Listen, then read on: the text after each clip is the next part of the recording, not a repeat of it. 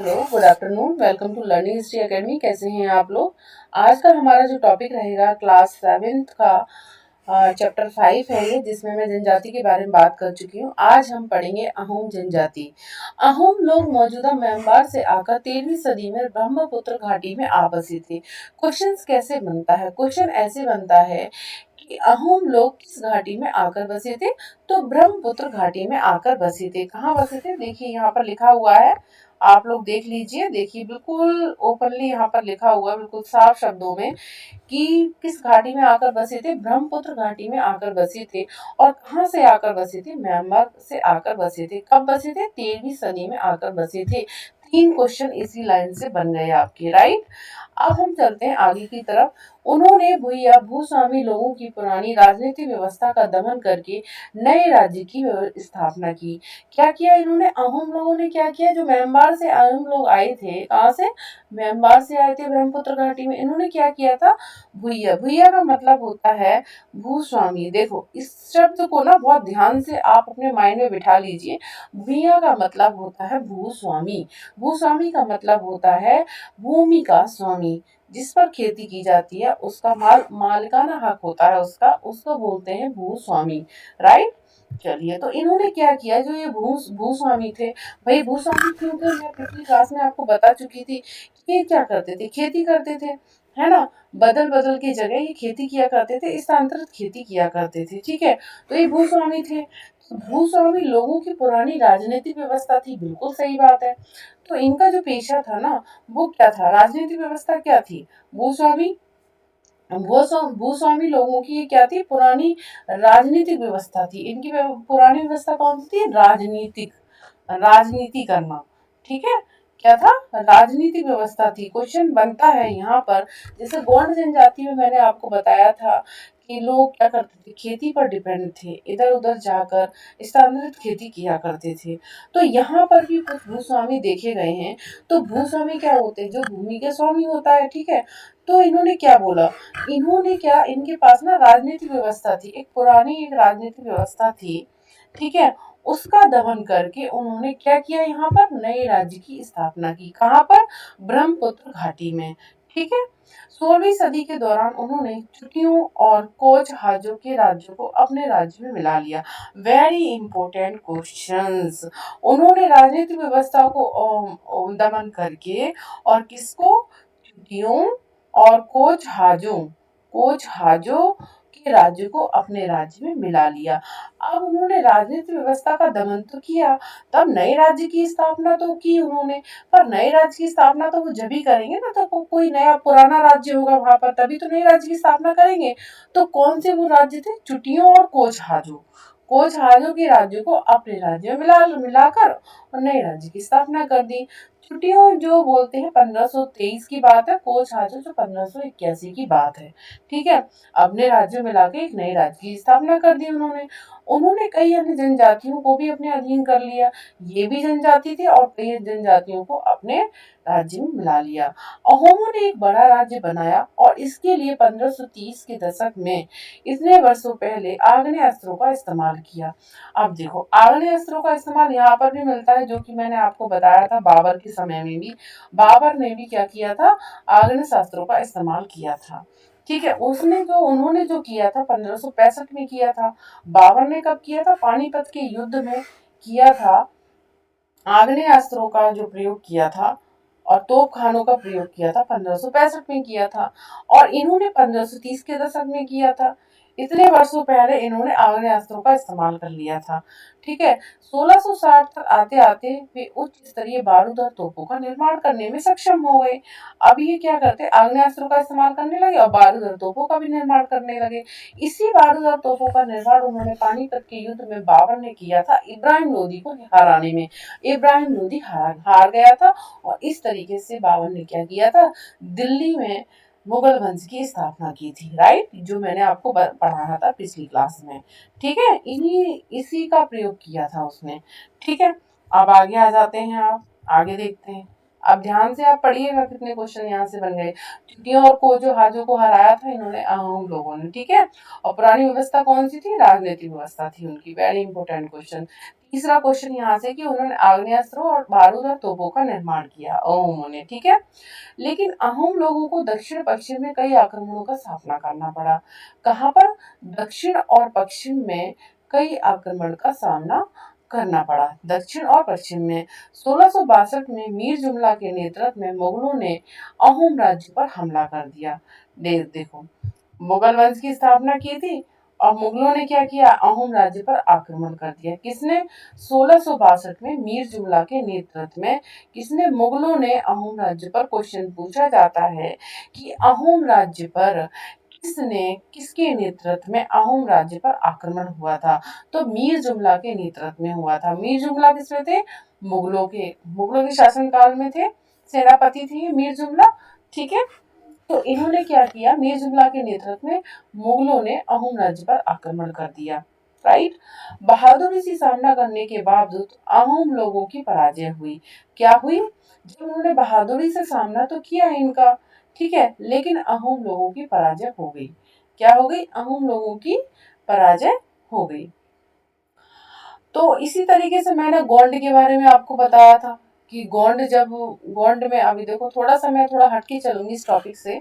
गोंड जनजाति के बारे में मैंने आपको बताया था। यहाँ पर मीर जुमला के नेतृत्व में मुगलों ने अहोम राज्य पर आक्रमण किया। और गढ़कटंका जो गौड़ राज्य का गढ़कटंका राज था, उस पर जो आक्रमण किया था वो किसने किया था? बताइए, कमेंट करके बताइए आप लोग। ये मैं पढ़ा चुकी हूँ, ये गोंड जनजाति से है। तो गोंड जनजाति में आसफ खां के नेतृत्व में क्या हुआ था?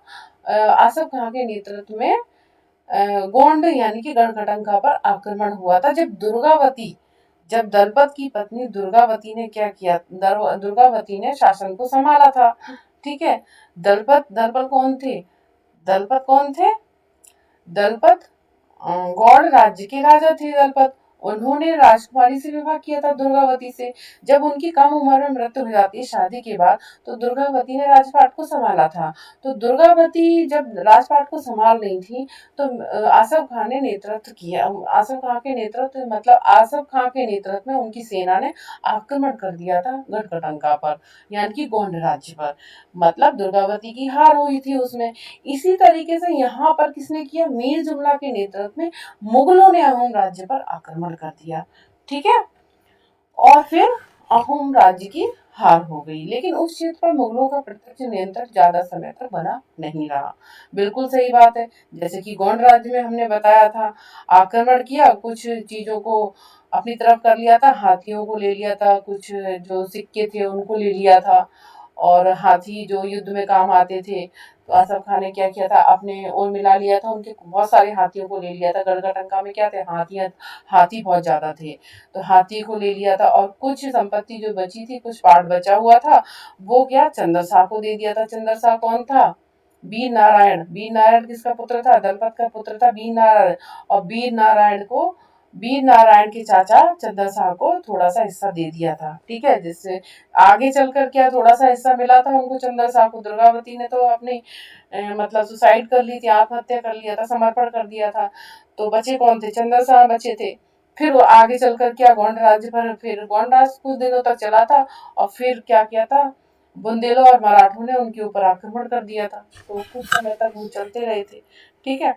तो यहाँ पर मुगलों का प्रत्यक्ष नियंत्रण रहा, लेकिन समय तक ज्यादा नहीं रहा था, ठीक है। कहने का मतलब है, अहोम राज्य क्षेत्र पर जब मुगलों ने आक्रमण किया, तो अहोम राज्य की यहाँ पर क्या हुई? हार हो गई। और मुगलों का प्रत्यक्ष नियंत्रण तो ज्यादा समय तक बना नहीं रहा। कहाँ पर? अहोम राज्य पर, ठीक है।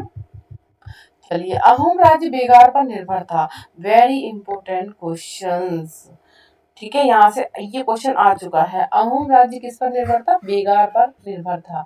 राज्य के लिए जिन लोगों से जबरन काम लिया जाता था, वे पाइक कहलाते थे। मतलब बेगार पर निर्भर था अहोम राज्य।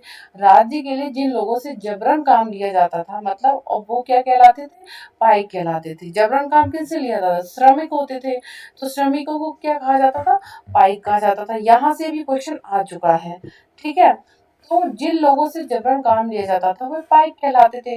अहोम राज्य में एक जनगणना की गई, प्रत्येक गांव को अपनी बारी आने पर निश्चित संख्या में पाइक भेजने होते थे।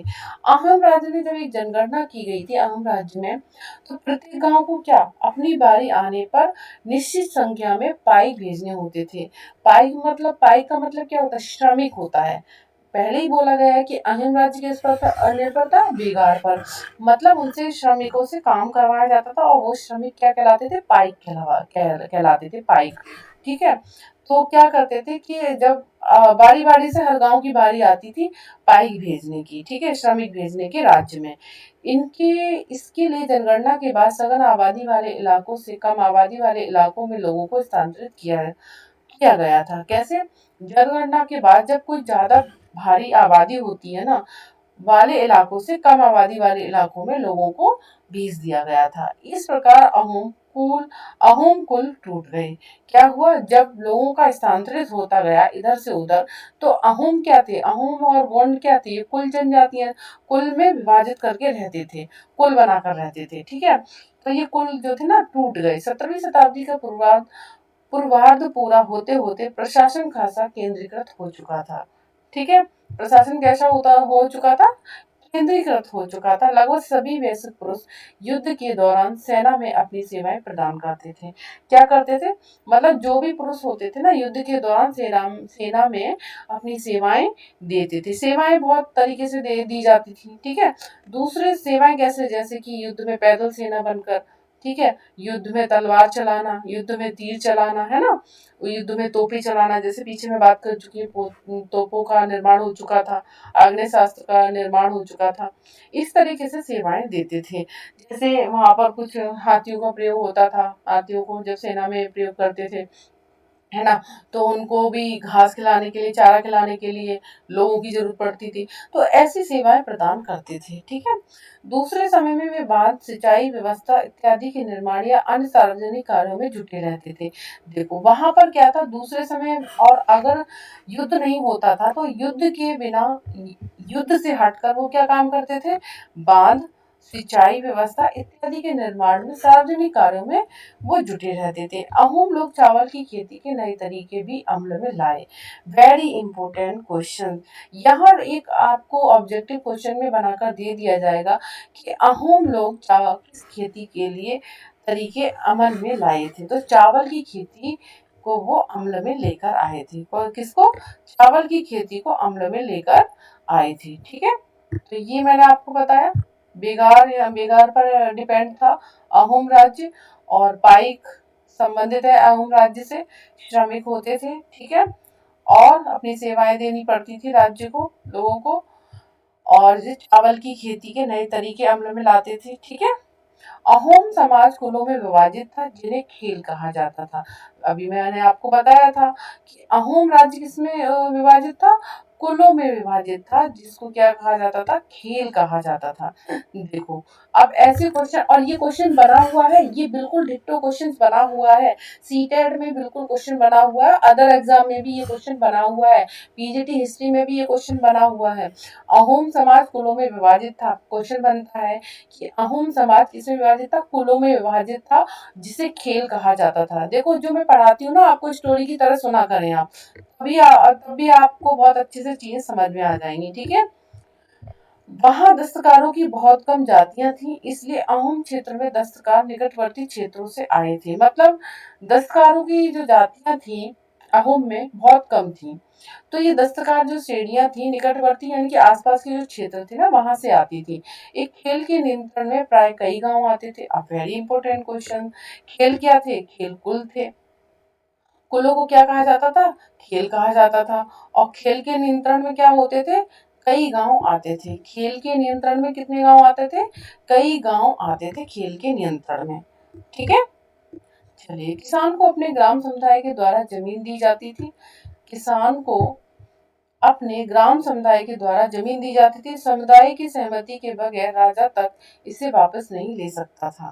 कहने का मतलब है, किसान को अपने ग्राम समुदाय के द्वारा क्या करते थे, जमीन दी जाती थी। ग्राम समुदाय जो हुआ करता था ना, ग्राम यानी कि गांव, गांव समुदाय जो होते थे, गांव में जो लोग होते थे, उनके द्वारा किसानों को क्या दी जाती थी, खेती दी जाती थी। अब जो समुदाय के द्वारा खेती दी जाती थी ना, उसे राजा भी वापस नहीं ले सकता था। ठीक है, पहले बताया भूस्वामी थे, यहाँ पे खेती भी होती थी, राजनीतिक व्यवस्था थी यहाँ पर, है ना।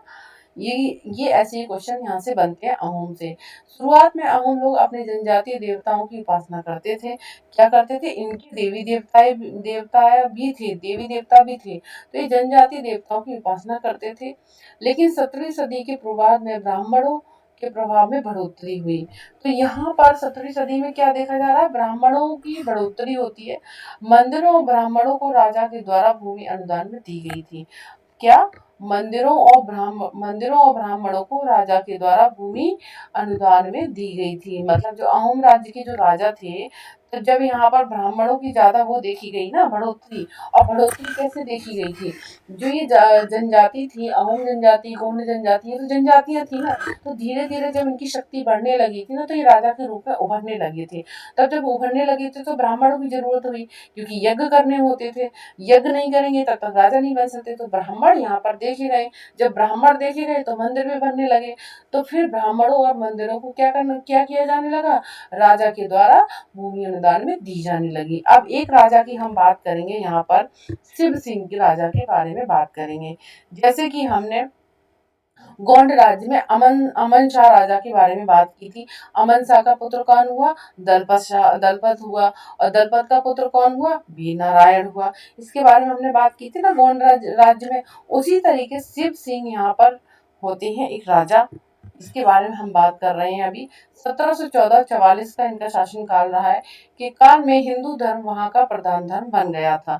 लेकिन अहोम राजाओं ने हिंदू धर्म को अपनाने के बाद अपनी पारंपरिक आस्थाओं को पूरी तरह से नहीं छोड़ा था। अब देखो यहाँ पर ये ताकतवर हो गई थी जनजाति, जिसमें एक राजा भर कर आया था, शिव सिंह नाम का राजा। तो इसमें क्या देखा गया, जब ब्राह्मण आए तो बिल्कुल ब्राह्मण जहाँ होंगे वहाँ हिंदू धर्म का वर्चस्व तो ऑब्वियसली होगा, ठीक है। तो यहाँ पर हिंदू धर्म वहां का प्रधान धर्म बन गया। लेकिन यहाँ के जो राजा थे, राजाओं ने हिंदू धर्म को अपनाया तो, लेकिन अपनाने के बाद जो अपनी पारंपरिक आस्था थी उसको नहीं छोड़ा था। जो जनजाति परंपरा थी उनको नहीं छोड़ा था। जैसे कि जनजाति परंपरा, जैसे कुल में विभाजित होकर रहते थे, है ना, उनका पहनावा अलग था, उनका खान पीन अलग था, तो उसको नहीं छोड़ा उन्होंने। अहोम समाज एक अत्यंत परिष्कृत समाज था। कवियों और विद्वानों को अनुदान में जमीन दी जाती थी। किसको, अहोम समाज क्या था, एक अत्यंत परिष्कृत समाज था, ठीक है, समृद्धशाली समाज था।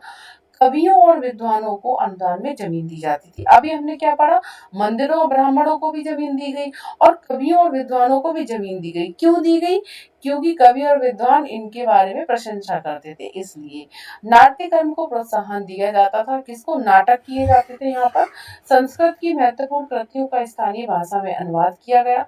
संस्कृत की जो महत्वपूर्ण कृति थी, जो संस्कृत की महत्वपूर्ण कृति थी प्राचीन समय में, तो इनके समय क्या किया गया, स्थानीय भाषा जो इनकी थी अहोम जाति की, उसमें अनुवाद किए गए उनकी, ठीक है। किसने किया, कवि ने, विद्वानों ने किया होगा। बुरंजी, बिल्कुल, तभी इनको क्या प्रोत्साहन मिला। बुरंजी नामक ऐतिहासिक कृतियों को पहले अहोम भाषा में और फिर असमिया में लिखा गया था। देखो, वेरी इंपॉर्टेंट क्वेश्चन, आप जिसमें अंडरलाइन करती जा रही ना उसको लिख भी सकते हैं। यहाँ से ऐसे क्वेश्चन बनते हैं। देखो, इस लाइन को देखिएगा, ये मैंने अंडरलाइन किया है ना, इस लाइन को देखिएगा, कितना अच्छा क्वेश्चन यहाँ से बन रहा है। तो बुरंजी नामक जो ऐतिहासिक कृतियां थी ना, बुरंजी नाम की जो ऐतिहासिक कृतियां थी, पहले क्या थी, अहोम भाषा में लिखी थी ये, और फिर किस में लिखी गई, असमिया में लिखी गई। क्योंकि जो अहोम राज्य था कहाँ था, ब्रह्मपुत्र घाटी में था, और ब्रह्मपुत्र घाटी का असम में। तो ये जो राज्य था असम में था, ठीक है, कौन सा, अहोम राज्य, ठीक है। तो इसीलिए जो असमिया है इनकी क्षेत्रीय भाषा है, पहले अहोम भाषा है, ठीक है, अहोम भाषा जो इनकी अहोम भाषा जो इनके द्वारा बोली जाती थी। असमिया जो ये असम में रहते थे वहां की भाषा थी। तो पहले अहोम भाषा में और फिर असमिया में लिखा गया था। कौन सा, बुरंजी नामक ऐतिहासिक कृति था। आगे थोड़ा सा और देख लेते हैं हम। असम में लाचित बुरफुकन ने मुगल सेना को हराया। देखो, असम में एक लाचित बुरफुकन है, उन्होंने मुगल सेना को हराया। कैसे हराया, तो इसका मतलब बहुत शक्तिशाली थे ये लोग, ठीक है, जनजाति बहुत शक्तिशाली थी। लाचित बुरफुकन अहोम सेना के सेनापति थे। कौन थे? अहोम सेना के सेनापति थे। 1671 में सरायघाट के युद्ध में लाचित बुरफुकन ने मुगल शासक औरंगजेब की सेना को हराया था। किसको? औरंगजेब की सेना को हराया था। क्वेश्चन बनता है किस अहोम सेनापति ने औरंगजेब की सेना को हराया था? तो लाचित बुरफुकन ने हराया था। ठीक है। मुगल सेना में 18,000 घुड़सवार, 30,000 सैनिक, 15,000 तीरंदाज, 5,000 बंदूक सैनिक और 1,000 तोप थे, जिसका नेतृत्व अंबर के शासक राम सिंह द्वारा किया गया था। मतलब अंबर शासक कौन थे? ये थे मुगल की तरफ अंबर शासक, है ना। ये कौन थे? ये राजपूत शासक थे। जिनके राजपूत शासक थे ना, तो मुगलों के समय में काफी लेन देन बढ़ गया था। मतलब काफी सारे राजपूत शासक मुगलों की तरफ आ गए थे। तो उसमें से एक अंबर के शासक थे राम सिंह। कौन थे? राम सिंह। यहाँ पे क्वेश्चन पूछा जाता है कि अहोम सेना का नेतृत्व औरंगजेब के समय में किसने किया था? किस राजपूत शासक ने किया? तो अंबर के शासक राम सिंह के द्वारा किया गया था। यहाँ ऐसे ही क्वेश्चन बनते हैं, ध्यान से सुनिएगा। सीटेट वाले अभी कुछ समय नहीं है, अब एग्जाम है आपका। ठीक है। बाकी लोगों के भी एग्जाम आ रहे हैं, आप लोग तैयारी में लग जाइए। ठीक है। अब टीजीटी पीजीटी वालों के भी एग्जाम आने वाले हैं, दिसंबर में फाइनल है एग्जाम। ठीक है, जाग जाओ। लाचित के सैन्य कौशल से मुगल सेना के विस्तार पर रोक लग गई। लाचित के सैन्य कौशल से क्या हुआ? मुगल सेना के विस्तार पर रोक लग गई। मुगल सेना बहुत विस्तारित थी। देखो कितने सारे घुड़सवार थे, तीरंदाज थे, बंदूक सैनिक थी, तोपे थी। नौसेना द्वारा ब्रह्मपुत्र नदी में लड़ी गई यह लड़ाई इतिहास में सरायघाट के युद्ध के नाम से प्रसिद्ध है। कहने का मतलब है, जो ये युद्ध लड़ा गया था अहोम जनजाति के साथ और मुगल सेना औरंगजेब की सेना के साथ, ये जो सेना थी और किसके नेतृत्व में? अंबर के शासक राम सिंह के द्वारा ये जो लड़ाई लड़ी गई थी, यह लड़ाई इतिहास में क्या है? ये लड़ाई ब्रह्मपुत्र नदी में लड़ी गई थी, जहां पर अहोम राज्य था। ब्रह्मपुत्र नदी के आसपास लड़ी गई थी। और ये जो लड़ाई है इतिहास में किस नाम से? सरायघाट के युद्ध के नाम से प्रसिद्ध है। किस नाम से? सरायघाट के युद्ध के नाम से प्रसिद्ध है। पूछा जाता है कि सरायघाट के जो सरायघाट का युद्ध है उसमें कौन कौन था, किसके बीच लड़ी गई थी? तो अहोम राज्य के साथ और औरंगजेब की मुगल सेना के साथ में ये लड़ाई लड़ी गई थी। ठीक है। सरायघाट पूछा जाता है, सरायघाट का युद्ध किस जनजाति से संबंधित है? तो किस जनजाति से संबंधित है? अहोम जनजाति से संबंधित है। अब देखिए पूर्वी भारत की जनजातियां, यहाँ पर एक मैप दे रखा है आपको। ठीक है। यहाँ पर एक आपको मैप दे रखा है, देखो। ये हमारा भारत से लगा हुआ नेपाल है, अंतरराष्ट्रीय सीमा बनाता है। ये भूटान है, ये बांग्लादेश है, ये म्यांमार है। ठीक है। यहाँ म्यांमार से ये जाति आई थी। कहाँ, कौन सी जाति आई थी? अहोम जनजाति म्यांमार से आई थी। और ये कहाँ पर आ गई थी? ये देखिए ब्रह्मपुत्र घाटी में आ गई थी ये जनजाति। ठीक है। और ये देखो हमारी नागा जनजाति है, ये देखिए ना, ये नागा जनजाति, इसके बारे में हम पढ़ चुके हैं। इन जनजातियों के बारे में हम पढ़ चुके हैं। और ये आसपास की हो गई, डफलास हो गई, मेरिस हो गई, चुटिया। ये देखो चुटिया को हराया था। ये चुटिया है ना, ये चुटिया को हराया था और कोच को हराया था। चुटिया और कोच को किसने हराया था? अहोम जनजाति ने चुटिया और कोच को हराया था। ये देखो इसके अहोम बीच में है और चुटिया इधर है और कोच इधर है। इन दोनों जनजातियों को हरा कर क्या किया था? नए राज्य की स्थापना की थी। ठीक है। किसने? अहोम जनजाति ने। काफी क्वेश्चन अहोम जनजाति से बन रहे हैं और गोंड से भी बन रहे हैं। प्लीज ये क्लास जरूर देख कर जाइएगा आप लोग। ठीक है। किसी के भी एग्जाम हो वो लोग देख कर जाइएगा प्लीज। चलिए आगे की तरफ हम चलते हैं। हम बात कर चुके हैं अहोम जनजाति के। अब हम निष्कर्ष देखते हैं इसका। जिस युग की हम चर्चा करते आए हैं, उस युग के दौरान उपमहाद्वीप में काफी सामाजिक परिवर्तन हुआ। वर्ण आधारित समाज, बिल्कुल सही हमने देखा। जनजाति के बारे में देखा। जनजाति लोग एक दूसरे के साथ लगातार संपर्क में आते रहे। इस आदान प्रदान ने दोनों तरह के समाजों में अनुकूल और बदलाव की प्रक्रिया चलाई। कहने का मतलब है, जनजाति जब संपर्क में आए आम लोगों के साथ में तो क्या बदलाव शुरू हुए। जैसे कि किस तरीके से आसफ खां के नेतृत्व में गोंड राज्य की लड़ाई हुई थी और किस तरीके से औरंगजेब के समय में लड़ाई हुई थी। ठीक है। अहोम जनजाति की ये इस तरीके से परिवर्तन हुआ, किस तरीके से ये राजा बने। ठीक है। बहुत सी विभिन्न प्रकार की जनजातियां थी और उन्होंने विभिन्न प्रकार की जीविकाएं अपनाई। बिल्कुल कालांतर में उनमें से कई जाति आधारित समाज में शामिल हो गई, लेकिन कईयों ने जाति व्यवस्था और सनातनी हिंदू धर्म दोनों को ही नकार दिया। कुछ जनजातियों ने सुसंगठित प्रशासनिक व्यवस्था वाले विस्तृत राज्यों की स्थापना की। इस तरह वे राजनीतिक रूप से ताकतवर हो गए। बिल्कुल, ये सब मैं चर्चा कर चुकी हूँ आगे। इसने उन्हें बृहत्तर और अधिक जटिल राज्यों और साम्राज्यों के साथ संघर्ष की स्थिति में ला खड़ा कर दिया। ठीक है, बात कर चुके हैं। अब देखिए 20 शब्द हैं, ये देखिए वर्ण, वर्ण जनजाति में बता चुकी हूँ। वर्ण क्या है, जाति क्या है, टांडा जिसको कारवा बोलते हैं, गढ़ क्या है, चौरासी क्या है। ठीक है, और ये बरहोत के बारे में हम बात कर चुके हैं। बरहोत, भैया, पाइक, खेल, है ना, ये हम बात कर चुके हैं। बुरंजी क्या ऐतिहासिक कृति है, जनगणना, ये सब हम बात कर चुके हैं।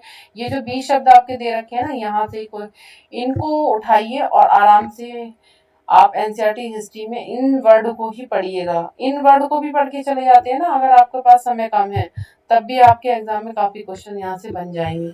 ठीक है, आप फिर से इसमें ये जो दे रखा है ना, फिर से याद करें। ये जो हम आपको पढ़कर आए हैं, ऊपर पढ़कर आए, इसमें क्या दे रखा है देखिए। इसमें क्या है ना, आपका मिलान दे रखा है, मिलान है। जैसे कि अब हम बात करेंगे मिलान में, बात करते हैं। हमने जो पीछे पढ़ा है आगे, ये अभी गढ़, गढ़ किससे संबंधित है, गढ़ आपका 84 से संबंध है। टांडा क्या है, कारवा है। ठीक है, श्रमिक क्या है, जो मैंने आपको बताया था, पाइक है। अहोम जनजाति में कुल क्या होते थे, खेल होते थे। अहोम जनजाति में कुल को क्या बोला जाता था, खेल। शिव सिंह कौन है, ये कौन है, अहोम राज्य से संबंधित है, राजा थे। दुर्गावती रानी थी किसकी, गढ़कटंगा की रानी थी। ठीक है, चलिए आगे। वर्डों के भीतर पैदा होती नहीं जाती है। देखो मैं ये भी आपको करा रही, कुछ भी नहीं छोड़ रही हूँ, एनसीईआरटी में कुछ भी नहीं छोड़ती हूँ। सब कुछ ए टू जेड, छोटी से बड़ी चीजें सब कुछ पढ़ाती हूँ। किसी भी चीज को छोटा ना समझे, छोटा समझते हैं ना, वहीं से क्वेश्चन आ जाते हैं आपके। ठीक है, अब देखो इसमें मैं ये आपका है, ये इसमें दे रखा है, वर्डों के भीतर पैदा होती नहीं जाती है, क्या कहलाई, जनजातियां कहलाई। क्या कहलाई, जनजातियां कहलाई। इसके बारे में हम पढ़ चुके हैं। कोली जनजाति, बेरा जनजाति, अहोम जनजाति, और ये आपकी गोंड जनजाति है ना, खोकर जनजाति जो पंजाब में पाई गई है, ये सब हम बात कर चुके हैं चैप्टर 5 में, क्लास 7 की चैप्टर 5 जो ये अभी हम पढ़ रहे हैं। अहोम लोगों के द्वारा लिखी गई ऐतिहासिक कृति थी, कौन सी कृति थी अहोम द्वारा, बुरंजी, जो पहले अहोम भाषा में थी और फिर असमिया भाषा में लिखी गई। तो इसके लिए इन्होंने किसको हायर किया था, कवियों को, विद्वानों को। कवियों विद्वानों को क्या देते थे, भूमि दान देते थे ये लोग। ठीक है, डॉट डॉट डॉट ने इस बात का उल्लेख किया कि गढ़कटंका में 17,000 गांव थे। किसने किया, अकबरनामा में। अकबरनामा में ये लिखा हुआ है कि 17,000 गांव थे। कहाँ, गढ़कटंका में। ऐसे क्वेश्चन बनते हैं। बड़े और ताकतवर होने पर जनजातीय राजाओं ने डॉट डॉट डॉट और डॉट डॉट को भूमि अनुदान दिए। बताइए, बताइए, जनजातियों ने कवियों और विद्वानों को क्या दिए, भूमि अनुदान दिए। देखिए लिखने की फैसिलिटी नहीं है मेरे पास, तो थोड़ा मैं बोल के समझा रही हूँ आपको। ठीक है, तो प्लीज अगर आप लोग सपोर्ट करेंगे तो मैं आपको ब्लैक बोर्ड पर आ जाऊंगी, डिजिटल बोर्ड पर पढ़ाऊंगी। आप लोग सपोर्ट कीजिए, प्लीज शेयर कीजिए, लाइक कीजिए और शेयर करिए जितना आप कर सकते हैं। अगर आपको क्लास पसंद आ रही है तो शेयर कीजिए। आप सही या गलत पर निशान लगा लीजिए। ठीक है, जनजाति समूह के पास समृद्ध वाचक परंपराएं थी, बिल्कुल सही बात है, राइट। उपमहाद्वीप के उत्तरी पश्चिमी भाग में कोई जनजाति समुदाय नहीं था, बिल्कुल गलत बात है, क्यों नहीं था। ठीक है, उपमहाद्वीप के उत्तर पश्चिम भाग में बिल्कुल था। गोंड राज्यों में अनेक राज्यों को मिलाकर 84 बनता था। क्या बनता था, गोंड राज्यों में 84 में अनेक नगरों को मिलाकर बनाया जाता था। क्या, गोंड राज्यों में अनेक नगरों को मिलाकर 84 बनता था। 84 क्या होते, बिल्कुल बिल्कुल 84 गांव होते थे। ठीक है, भील उपमहाद्वीप के उत्तर पूर्वी भाग में रहते थे। बताइए, भील कहाँ रहते थे, भील उपमहाद्वीप के उत्तरी पूर्वी भाग में रहते थे, कहाँ रहते थे बताइए, गलत। ठीक है, तो इस तरीके से मैंने आपसे बात की, ये पश्चिम में मिलते हैं। ठीक है, तो इस तरीके से मैंने आपकी ये क्वेश्चन भी कंप्लीट किया। अब इसमें कुछ बचा हुआ नहीं है, ये सब क्वेश्चंस हैं। आप क्वेश्चन को पढ़िएगा और अपने क्वेश्चन सॉल्व कीजिए। आप ना क्वेश्चन को, ये देखिए क्वेश्चन दे रखे हैं ना, इन क्वेश्चन को पढ़ा करें, आप इन क्वेश्चन को पढ़ा करें और फिर पढ़कर चैप्टर से इनसे मिलान करके आप देखा करें कि आपको क्या पढ़ना है, ठीक है। और वहीं से आपके ये जो क्वेश्चंस है ना, यहाँ से ही क्वेश्चन से ही पुट किए जाते हैं आपके क्वेश्चन, ठीक है। तो प्लीज आप लोग लाइक शेयर और सब्सक्राइब करते रहें क्लास को। तो आज हमारा ये जो चैप्टर है क्लास 7 का, बहुत ही लेंथी चैप्टर है और बहुत अच्छे से मैंने आपको इस चैप्टर को पढ़ाया है। मतलब 3 पार्ट में इस चैप्टर को मैं लेकर आई थी और 3 पार्ट में मैंने इस चैप्टर को पढ़ाया, जनजातियां, खानाबदोश और एक जगह फंसे हुए समुदाय। क्या आज मैंने इस चैप्टर को कंप्लीट किया। तो कल से हमारा जो क्लास 7 का चैप्टर रहेगा वो क्लास 7 का चैप्टर 6 रहेगा, ठीक है। तो क्लास 6 की शुरुआत हम करेंगे, आप लोग पढ़कर आइएगा और अच्छे से समझ में आएंगे आप लोगों को।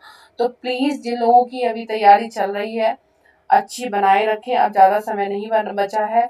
सीटेट वाले आप लोगों का एडमिट कार्ड भी आने लगा है। आप लोग इसमें नहीं कि पढ़े ना एडमिट कार्ड देखने में लगे रहे, ऐसा नहीं है, आप पढ़े बिल्कुल, ठीक है। एडमिट कार्ड आ जाएगा, टेंशन ना लीजिए, पता चल जाएगा आपको यूट्यूब पे। बहुत लोग डालते हैं कि एडमिट कार्ड आ गया, एडमिट कार्ड आ गया, उसमें अपना दिमाग खराब ना करें और अपना टाइम वेस्ट ना करें। आप आराम से पढ़ें, ठीक है। आराम से पढ़ने में वो टाइम लगाएं जो टाइम आप इधर उधर वेस्ट कर रहे हैं। और अभी किसी भी चीज पर ध्यान ना दें, आप प्लीज अपनी पढ़ाई पर ध्यान दें, ठीक है। और देखिएगा मैम ने आपको ज्यादा नहीं पढ़ाया है, और जितना पढ़ाया है ना मैम ने, और मैं आप पूरे दावे के साथ कहती हूँ, हिस्ट्री में आप पेपर देकर आएंगे। पेपर देने के बाद जब मैं पेपर आपसे सॉल्व करवाऊंगी, सॉल्व करवा के बताऊंगी, मैं बताऊंगी कि जितना मैंने बताया पढ़ाया उसमें से कितने क्वेश्चन आए हैं आपके, पूरे दावे के साथ बताऊंगी कि क्वेश्चन आएंगे वहां से।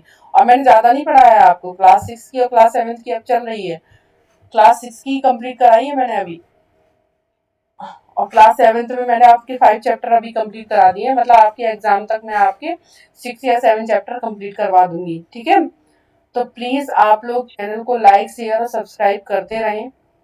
प्लीज मैम का सपोर्ट करेंगे तब मैं आपको फेस टू फेस आकर पढ़ाऊंगी, क्योंकि मेरे पास अभी फैसिलिटी नहीं है लिखने की।